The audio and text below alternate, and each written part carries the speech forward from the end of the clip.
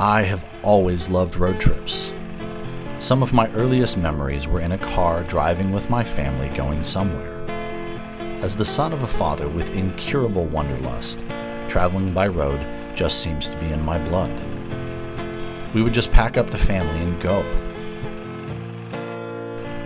My memories of these trips were among the fondest and most vivid of my childhood. And by the time I reached driving age, I had been on countless road trips throughout much of the South, the Midwest, and parts of the West. Getting behind the wheel of an automobile meant freedom and adventure, and when I was old enough to journey alone, my choice was always the road.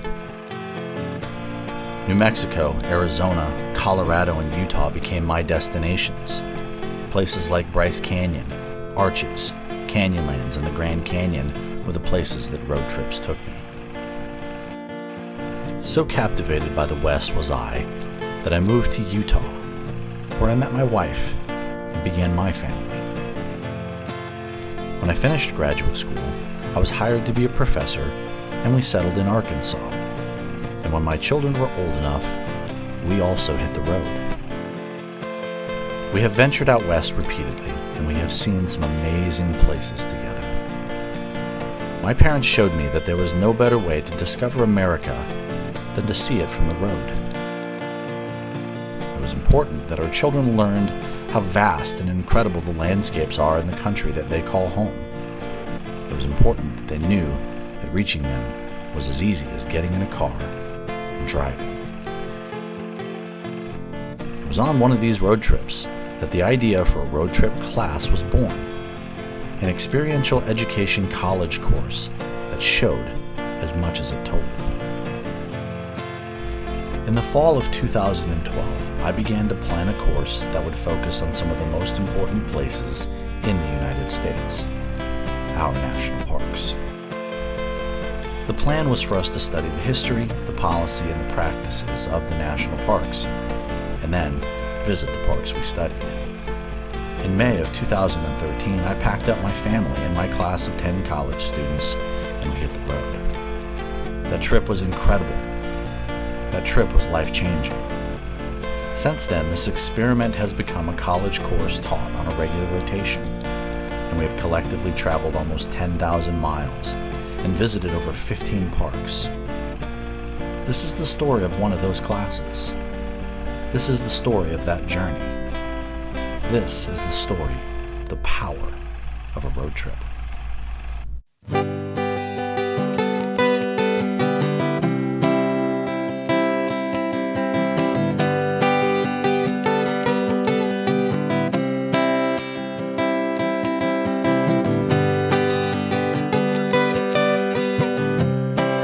See America, and I think that is something that people in your position don't always get a chance to do or don't take the time to do. The reason why we're doing this class is because of this experience. Okay, I'm very passionate about experiential education. It excites me to see people go to new places and experience new things. But most importantly, we're going to have possibly the experience of a lifetime. Yeah! Let's get on the road. Let's go. Let's get to Lubbock, Texas. So Carlsbad Caverns was our first park that we went to. We had to drive for 2 days across pretty much the entire state of Texas to get there. Yeah, Texas.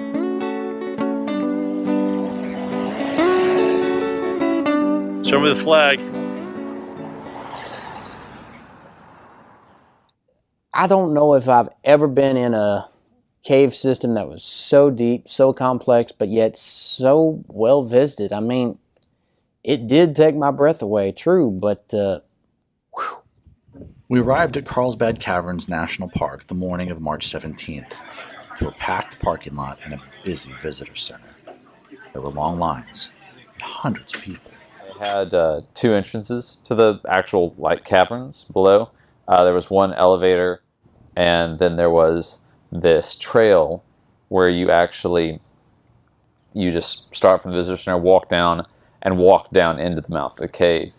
And we took that way, and I'm really glad we did, because I feel like if you just get in an elevator and end up and it just kind of, sticks you out in the caverns, that doesn't really get the same experience as you're walking down like into this just open maw of the earth, and you're just descending down. I feel like it's a It's almost like you earn it. yes, it is more. It's like you earn it.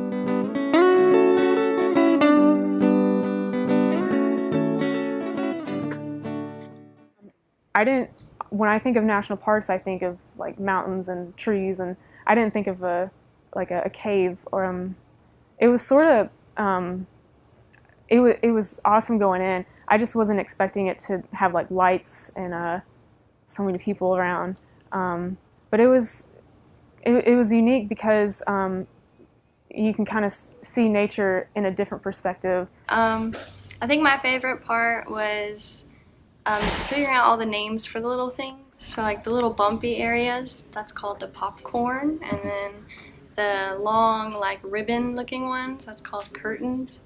And so it's cool to like learn all of that. And then the big room where there was less people was my favorite by far. Definitely had no idea it was gonna be that big. Like I had no idea. The pictures, and it's like so big that like no cameras can like actually capture it.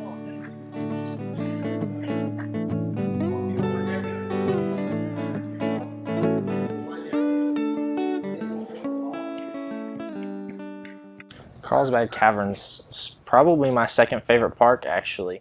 As small as it was, just showing up, it's unimpressive, and then like you walk down into the caverns, it's a whole new world that opens up, and it drops like 10, 15 degrees. It's, I don't know, breathtaking. We left Carlsbad Caverns in the early afternoon and traveled the 45 miles south back into Texas to set up camp at the Guadalupe Mountains National Park.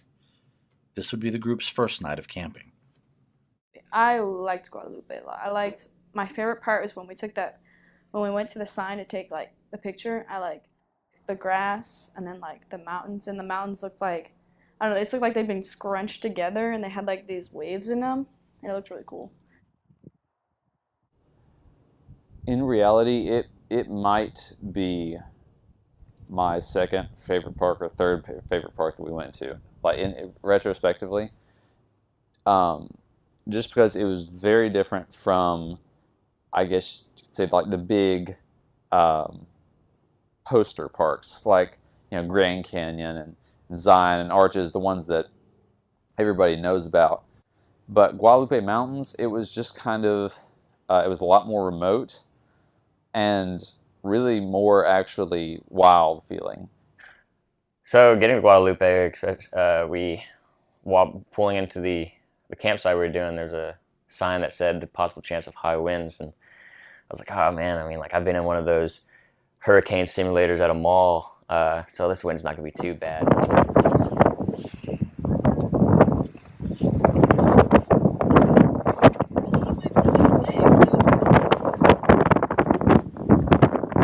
Guadalupe Mountains was the first park that we stopped at and spent the night, and it was kind of scary at first. It was windy, and it started to rain on us a little bit during the nighttime, and but that was, that's a whole part of nature. I mean, you're not going to go out there and expect beautiful weather all the time. It's going to be scary at first. So it would have been a smart idea to put our tent on the lowest ground so there's not as much wind, but Tristan, my tent buddy, decided to put it as high as we could. And wasn't much wind breaking for us there, so especially that night, there's a lot of wind and rain, and it's hard to sleep, just the tent smacking you. So, it happens, it's our fault. Guadalupe didn't quite go as planned. Tell me about what happened at Guadalupe. So tell me your perspective about what happened at Guadalupe. Okay, so I was helping Derek get set up for dinner, and everybody had already set up tents, and all of a sudden I hear a loud spray. I heard you, Dr. Weiss, like yell out, and then I heard all of the kids like yelling and screaming and crying, and I didn't know what was going on, but I was thinking, oh, it's just, I'm sure they're fine. You had a like this milk crate of tools and things in it, which included a can of bear mace that the little pin had been removed, and a mallet, I think, that dropped and hit the bear mace and went off, sprayed your feet, and also drifted into the tent where all the kids were. Went straight to your ankle, and I didn't think it was going to hurt your ankle that bad. I usually think bear mace would just harm you in the face or just if you breathe it in general. But yeah, I forgot it's actually a chemical that can actually burn you. So I just remember you ran over and you're like, and your foot was orange. You're kind of like pacing. I'm like, and I'm filling a pot of water for dinner. I'm like, what's going on? And then like I hear people crying. I'm like, what? And you're like, can I borrow that pot of water? And you like took it, and I was like, what? What's going on? And I'm Incident, I was kind of scared at first because all I could hear was screaming and crying, and I was like, oh no, something's wrong. And me and Kat stopped what she was doing. You came over to us to pour the water on your feet, Right. and I knew in your mind you're screaming and you're probably in pain, and that scared me because I'm like, he's keeping it in, he's holding it in, I can tell. And so we just poured water on and try to get things going and get things, ready to go. You load your daughters up into the van, and you tell us the situation, what's going on. And when you left, we finished setting up for dinner and aired your tent out, and spread the gravel around to where it wasn't stagnant there. And so then we were just kind of standing around like, well, what do we do now? Because it's the first night camping of the trip, and it's all your cooking equipment, and we have the food and we have everything, but we're just kind of like, well, what do we do now? Not a trial by fire, wasn't it? It was. So sitting in Carlsbad, New Mexico, in the emergency room because my bear mace deployed and sprayed all over my feet, and all of my children got it through inhalation. Luckily, everybody checks out. Everybody's fine. But this is going to be a expensive mistake.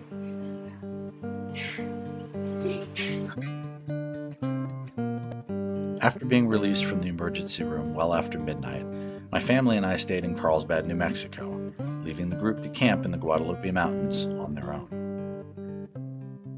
I think one of the more interesting encounters took place when one of our good colleagues spotted a mountain lion, which I'd never really seen one in the wild in the fur before.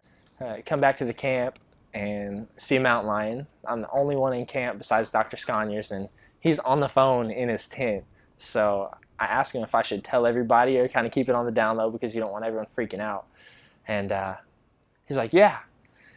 I was thinking, oh, that's awfully optimistic. I just told you there was a mountain lion right outside your tent. And he says, what? And I was like, I just saw a mountain lion. He's like, wait, hold on.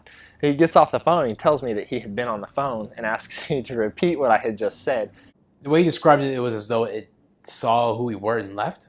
It wasn't sticking around or being curious. So that made me feel a little bit better. But still, when I was in my tent, the wind itself was keeping me awake a little bit as it was, but knowing that, that wind could also be a mountain lion pawing at my tent kept me awake as well. So I had my pocket knife, not my pocket knife, but I had my knife out. And it wouldn't have done very much, but it made me feel a little bit better.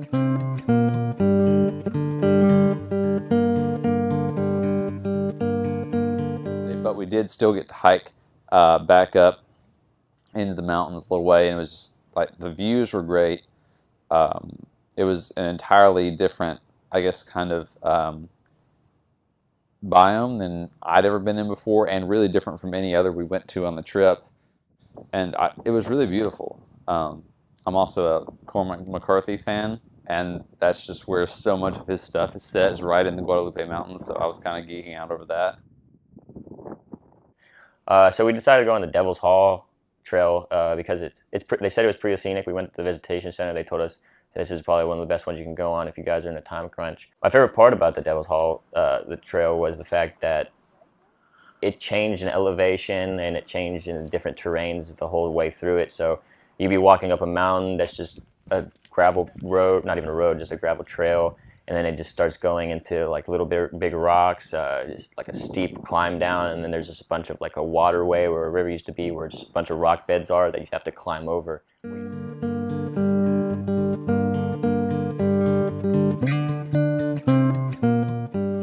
Saguaro was, I know, it was kind of like one of those little ones that's just like, oh, it's on the route, so we're going to stop off here and we'll check it out.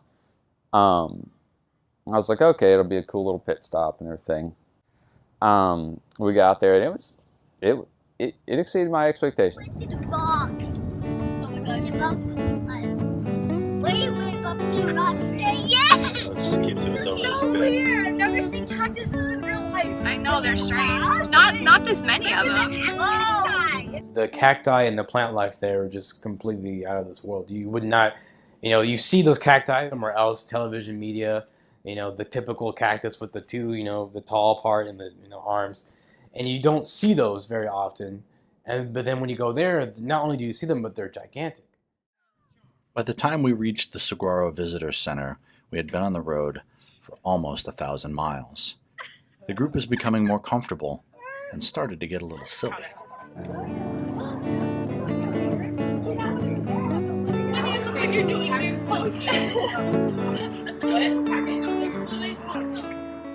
It's just a really cool place in general. Like really different. Like the cactuses were like equivalent of trees here. They're just everywhere. You don't expect that. And like just like being next to it and like looking up at this huge thing that's like taking years to grow is really cool. Yeah. Makes you feel like a small person next to a huge cactus. It was incredible, but the views were absolutely gorgeous, and those petroglyphs amazed me. I mean, they've survived for what, 2,500 years perhaps?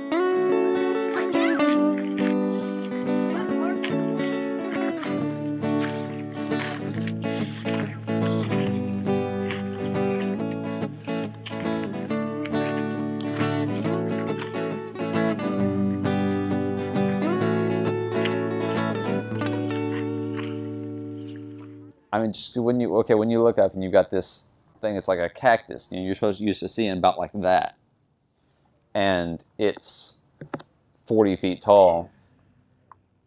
I mean, that just kind of wows you a little bit. And then when there's not just one, but there's another one over here and there's another one over here, and they're stretching all the way up the side of this mountain, and they're stretching all the way out there in the distance, and it's a legitimate forest of them. Yeah, that's pretty cool.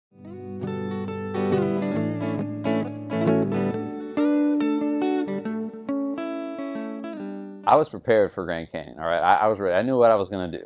So I had this great like line worked out and everything. I was going to act all cynical, and I was just going to walk up, to the Grand Canyon and look over the rim and just kind of look, vaguely disappointed. And then I was going to look around at all the big crowd of people and the commercial tourism and everything. And I was going to turn to whoever was closest to me and say, well, that's a larger than average hole in the ground. And it was going to be great. And I was going to be all like hard-boiled and everything. I got up to the canyon rim and we just walked up like through these, juniper trees, and just boom, there it is. And I just could not summon up that much cynicism, It was just really a take your breath away moment. It's breathtaking for sure, but getting to see everything from different angles, I don't know. Pictures don't do it justice. You say that in every single park you go to on this trip, but the Grand Canyon really is another beast in itself. Because I always considered wilderness as something that you see in Arkansas.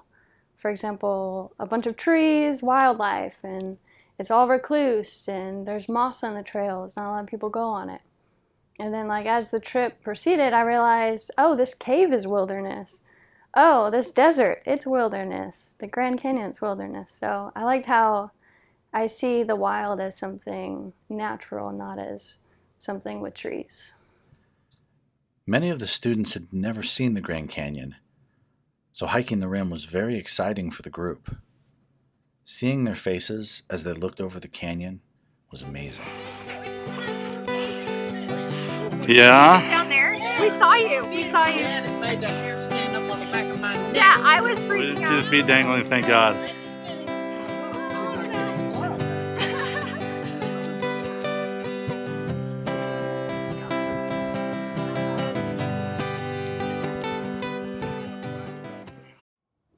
And it's crazy because, you know, I mean, I'm sitting on a paved trail with a metal railing in between me and this thing.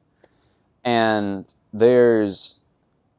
we got out to Mather Point, and there's 40, 50 people out there with us who are all snapping pictures and doing, the typical touristy things, speaking in 3 or 4 different languages and in a variety of accents. But yet, this canyon that's out there is still amazing. And everyone who's there is experiencing this thing together and enjoying it together and like smiling and laughing and taking pictures for each other. People who like barely speak English or whatever are taking a picture for each other, and it was just kind of like because I looked at the canyon and that was of course incredible, but then just that like I guess that the way it was kind of brings like all those people together, and it's brought all these people from these disparate lifestyles and backgrounds together, and they're just enjoying this thing.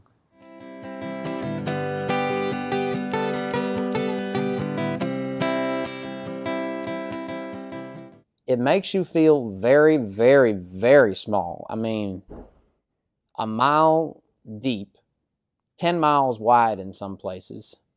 Colors I'd never seen before.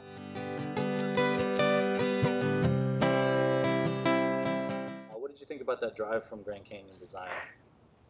I'm just like, it was phenomenal. I couldn't really, I know it's dangerous, but I couldn't like keep my eyes on the road and just like look around at the same time. You were the one driving? Yeah, and I had the privilege to drive. Okay.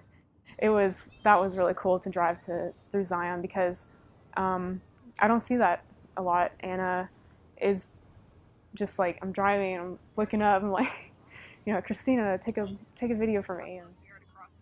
But yeah, it was really cool. It really I guess captured the West for me. That road definitely did, like the movies. And then we saw someone actually filming like a commercial or something, or a movie. But yeah, it makes sense. Like it literally, like you look at it and you're like, no, this is the West. Yeah, it's just the bridge. This bridge scared the bejesus out of me. I liked the color, like the river was dark green, and then the canyons were just this brown, and it looked beautiful with the blue sky. And Jake and I we tried to figure out how far the bridge was from the Colorado River, and so we spit, and we'd count how many seconds it would take to hit the water. It took like 5 seconds, and Jake was like, okay, well, I don't really know how long that is. And so he spit to this like metal sheet that's underneath, and he's like, okay, that's about 100 feet, and it took 1 second. So he times it, and it's 500 feet, right? Mm-hmm. And so I go inside the gift shop, and I was like, how far is this bridge from the river? And she said, it's about 500 feet. And so I just thought it was cool. Nice. That, English major and a science major where we're using math to figure out how high up a bridge Your was. teachers would be proud. Yeah. Go high school algebra. Looking at the Colorado River from the Navajo Bridge is truly one of the best parts of the drive from the Grand Canyon to Zion National Park. The view of the red Vermilion cliffs and the green water is a sight to behold. So Zion, it was definitely my favorite by far. And I mean, I'm biased a little bit because I was researching it and I kind of knew more about it. I've got this water bottle that I bought there. It's a Zion Canyon Nalgene. It says on it, like, no place on earth. And I really believe that. Like, because it's unlike any place I've ever been to, read about, heard of, or seen in pictures. The drive into it was absolutely amazing. About, I'd say 30 minutes before we ever got to the park was the big mind-blowing part because I've never seen such strange structures. Like, it looks like a canyon but still a mountain at the same time because it was like a smooth canyon, not so rigid. And once we got into the park and we went through the tunnel, it was like entering some Lord of the Rings fantasy experience because you just go around the mountain and then you go through that bridge and you just instantly just see a whole new world. The mountains were smooth and beautiful colors, and I don't know, it was something I'd never seen before.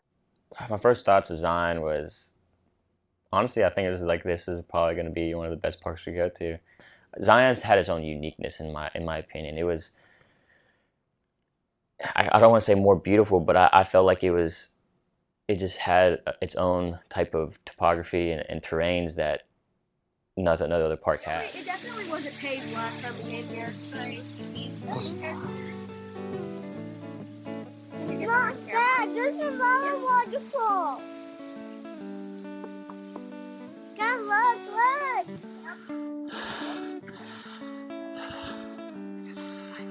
Yeah, they're helped with a traffic jam anyway.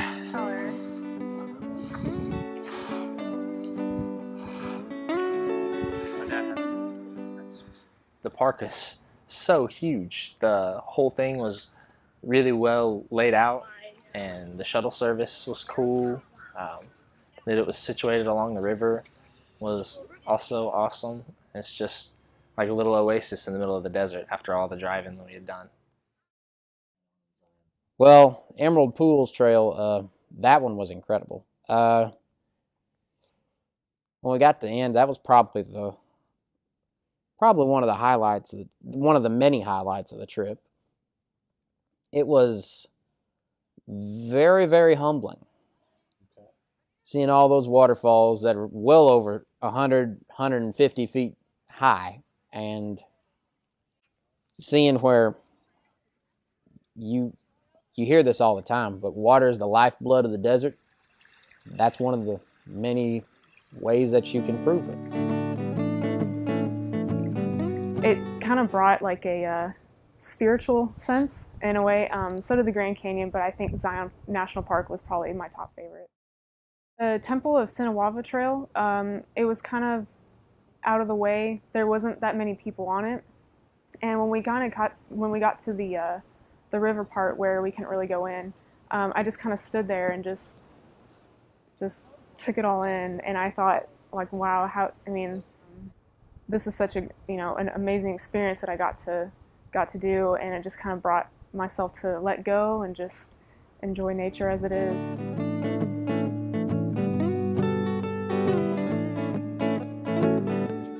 That was probably the best bit of camping over the whole trip. I'm not going to lie.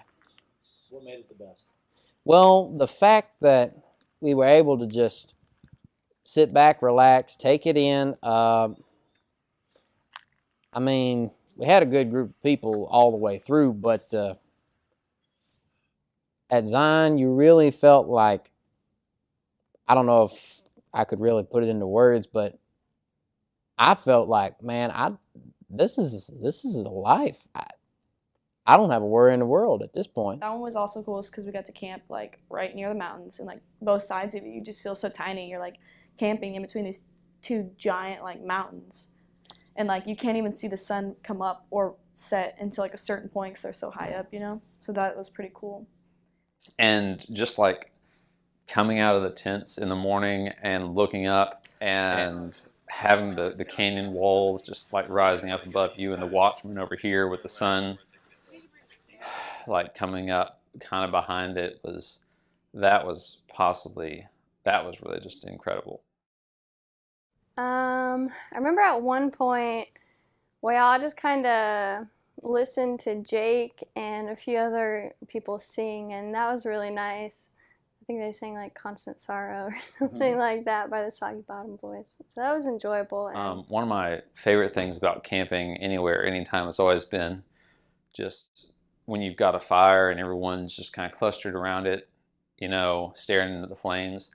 And there's nothing even very, that's what you might seem like is entertaining about that, but every time I go camping, I'm like, well, it's, you know, it's been dark for 2 hours now, so I'm probably going to go on to bed. But when you're just sitting around that campfire and like staring into the coals and everybody's just talking and maybe you've got somebody picking a guitar or playing some music or something, that's one of my favorite experiences. And we got to have that at Zion, which I really enjoyed. I liked how at that point in time, since it was so far into the week, we actually got down who's going to cook, you know, how is it all going to go down, who's going to do dishes, and it became really easy to set up camp and then sit down at a fire and talk. And I really like that. I opened my tent and I saw Weast walking. Well, I think it was Weast. He was walking straight through our camp. No, he was. Like, I thought I saw him. So, Erica, what are we having for breakfast? Huevos rancheros. Nice. Wait.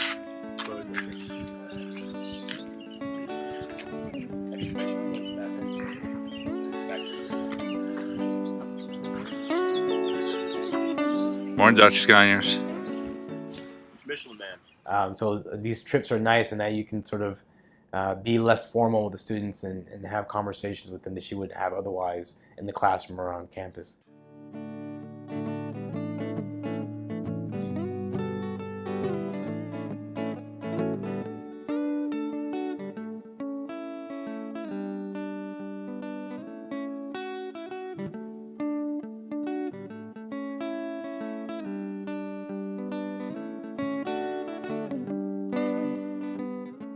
One, we all had to get up that morning because it was supposed to rain at Zion. So we woke up at like 6:30 in the morning and we were up by 6:30 and like taking down the tent, rolling out of the campground by 8. We didn't rain on. But by the time we got to Bryce Canyon, it was raining. It was the coldest and the wettest and the most inclement weather that we had on the entire trip, really. And so nobody really wanted to be out of the vans for longer than possible. We were all also pretty tired. So I ran out there and looked at the views and we were like, oh yeah, this is nice. Oh, that's so cool. I know it was rainy and cold, but that was actually I liked that that weather because it was just, you know, you felt like you were actually out there in the wilderness, even though you're on a paved road and a railing. But it's just, after visiting that, I was thinking about you know, the history of how that canyon formed, and same with the Grand Canyon. You know, it's unimaginable how those canyons formed, and it's mind-blowing. And then the rock formations is just beautiful, and all the ridges and the dig outs from all the seeing that really high places and looking out and seeing the sort of the cuts in the rocks and everything, how it's almost like fingers going through and sort of sculpting everything. The hoodoos were amazing. It was really misty, so you couldn't see very far, but I kind of appreciated that because you could look out and you could only see the hoodoos and then a white mist in the background. And I don't know, I liked how it was kind of a mystery, I guess, while we looked out.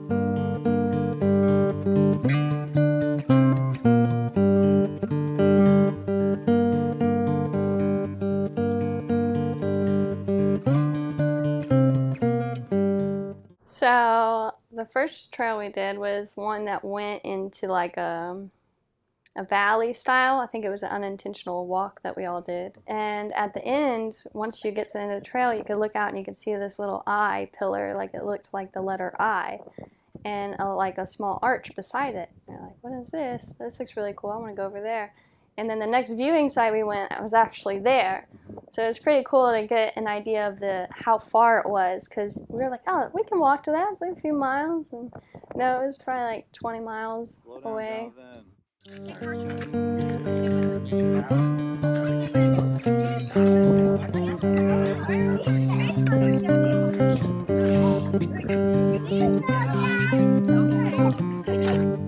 To think that this was formed when the rock was just being weathered away by rock, hitting it from the wind, by water, there's no place like it on Earth, really. Kind of reminded me of that book, Desert Solitaire, with Edward Abbey, and me and Jake were making quotes, and we traveled along through a trail. Apparently that's where Edward Abbey was, and that was cool how I was in the same park as he was, and it was just kind of one of those moments that, you know, this is a place I may never get to see again, and just hopefully I will, but take it all in at that point.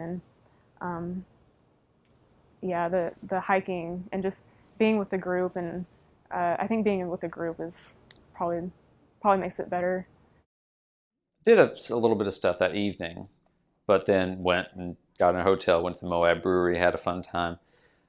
And then the next morning, we woke up pretty early, not quite like as early as we'd originally thought about, because we'd originally planned to hike up to Delicate Arch at sunrise. Didn't get to do that, but we got up early.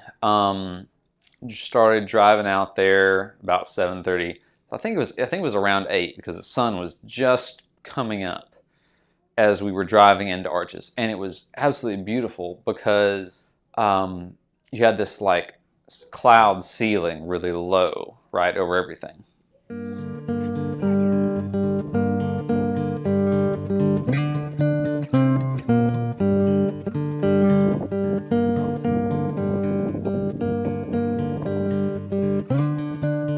I remember like getting on the trail and like looking off into the side and like seeing the clouds, and I'm like, but we wouldn't be on this trail like there was a storm coming. It's not gonna hit us. So we kept going, and it looked like it was like going that way. And then like we got like right to the sheetrock part where it's like exposed rock, and then like I turned around and looked, and I saw like it was kind of coming. I was like, But we kept going a little bit further, at least to get to the top of it, and then turn back around. But when we got to the top of it, that's when the weather quickly came into play. And we were like right there at the Delicate Arch, like, you know, almost could see it. But then it started thundering pretty bad, and you know, you yelled, "All right, we're going back, we're turning around." And I was like, I don't know, what are we turning around for? I mean, it's fine. And then turn around and look and saw that those, you know, like that ink soup that had been off in the distance, it was kind of cool looking, was now like right on top of us. We hear you say to turn around, and Jake echoes you and tells us to turn around. So we turn around and we see the storm rolling in, and it's on us at this point. And as soon as we leave the, like, I guess canyon area where the like slot trail was, it starts hailing.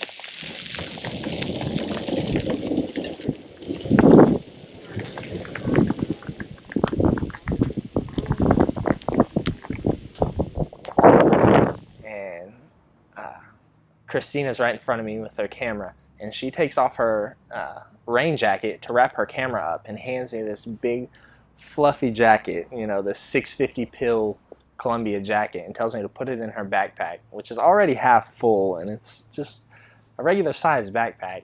So I'm sitting there getting hailed on by pea-sized hail and 40-mile-an-hour winds, trying to put this camera in a backpack rather than getting behind the tree. It's like, wow, this rain like really hurts. Hurts really bad, and it must be because it's dry or something. And Jake's like, no, that's hail. I was like, oh no. And so him and I are ducking under this bush, and it was me, him, and Derek, and we were ahead of you guys. So we were like ducking under this bush trying to hide, and Derek's like trying to get pictures, and we're like, get under this bush. I had my rain jacket on. I was like, I maybe should put this on, and immediately after I put my rain jacket on, it pelted down, and my first thought was, man, I want to get quickly down the mountain as I can, and as long as we stayed in a group of 3, I figured it would be okay. And so we worked our way down, and the hail just picked up more and more, and not much to hide behind besides a maybe 3-foot shrub for 3 people. It wasn't the smartest thing, but you know, we just wanted to get down there because we were, like I said, we're in flooding area, and there was lightning. I could see the lightning, and so I was like scared that like, because I heard about like how hikers die from lightning and stuff. So I was like, oh my gosh, we're gonna all get electrocuted on this rock, exposed rock. And I was like, we gotta get off this rock. The hair stood up on the back of my neck. And when the hail started hitting me, I was like, oh Lord, please, it can't get any worse, can it? I'm not gonna lie, that's probably one of the scariest incidents in my life, but hey, we made it through. By the time we make it to the bottom, just kind of reflecting on what all just happened, trying to take it all in. It's wild. I know it was dangerous. I know we're smiling about it now, but I wanted to say during that moment, this is the coolest thing ever, but I didn't want to. I know, just, stay calm.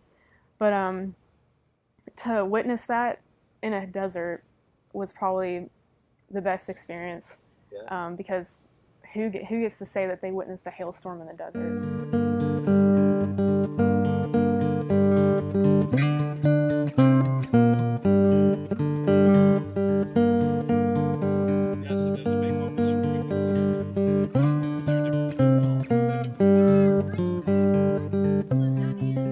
The first peak I think we went to, and we went out and you could see like really far out and it looked all green and flat land, and then you could see like snowy mountains, which I liked the difference in that.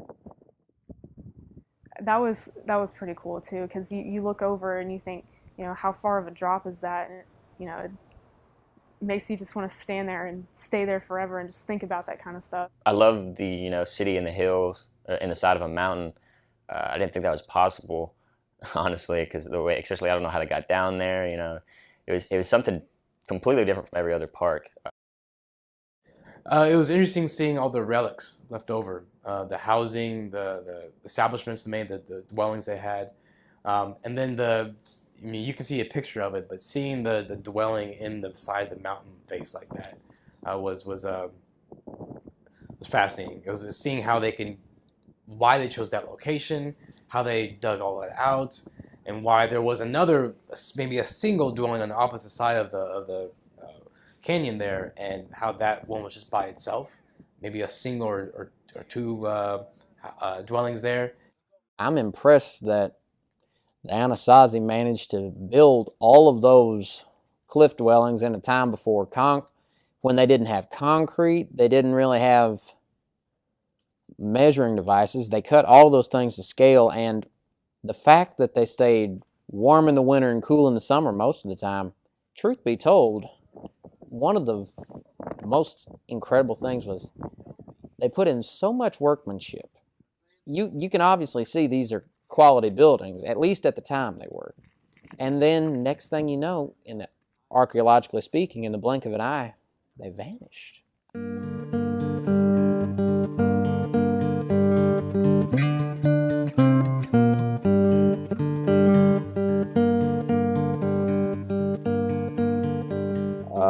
It was awesome overall, I'd have to say. Just all the parks were great. All the people were great. It was a great group to go with. Yeah, we got to have a lot of fun. Was really busy. Didn't get a whole lot of sleep. But we got to see some pretty amazing places, and a lot of them in a very short time. I feel like the national parks really helped me recognize what I want to do, who I want to be, and no one can tell me otherwise. But I think the national parks class is probably the best class. And we all talked about what we're thankful for. And I don't remember what everyone was thankful for, but a majority of the people said that we're just thankful for the opportunity that we have to be able to go to a national parks class, like go to a college that offers a national parks class, and be able to spend a spring break not only learning but just having fun at the same time. It was also enjoyable just to have the students out with just me and sort of see how they are outside, see them explore what made them want to take pictures of things, what got them more interested in, as opposed to others. Also helped me sort of gauge how comfortable they were outside. Of course, they all chose to join this trip and join this class. But how are they when they're actually out there? And it was interesting seeing all the individual personalities come out. I mean, I'd known these guys. Some of them I'd known since I was a freshman. And some of them I'd traveled all across the state with, heck, across different states with, but when it's just the small group of us, you really can't help but get to know somebody on a trip like I think this. it's going to be something I'll carry with me for the rest of my life. I'm going to take my family back and plan a different trip. Like definitely hit Zion, give Arches a new try. Go through and just maybe spend a month in these parks and just take my time and enjoy it. It helped me get like a grasp. It helped me actually know what I want to do as like when I want to get older, like what I'm actually passionate about, I guess. And like it kind of helps you explore like just why we like national parks. And I think that's like really important for people to understand, like, because like national parks to me is like the American spirit, and like everyone should understand why we have them. Probably something I'm gonna remember, when I'm an old lady, and it's just gonna be one of those things that, you can't say no to this, because if you're into wilderness and if you see wilderness as a luxury, look at it as a necessity, kind of like what Edward Abbey said. I think witnessing these parks was kind of life-changing. As you come to graduate, you look back and what you did in your college years, and you think, I did that national parks trip. Road trips are as much about the people who take them as they are about the places that they go. There is no better way to get to know someone than to spend some time sitting next to them in a car on a trip. In the end, this trip took these people to some amazing places that will forever bond the members of this group to each other. For the rest of their lives, they will remember the people in the car with them and the parks that brought them together.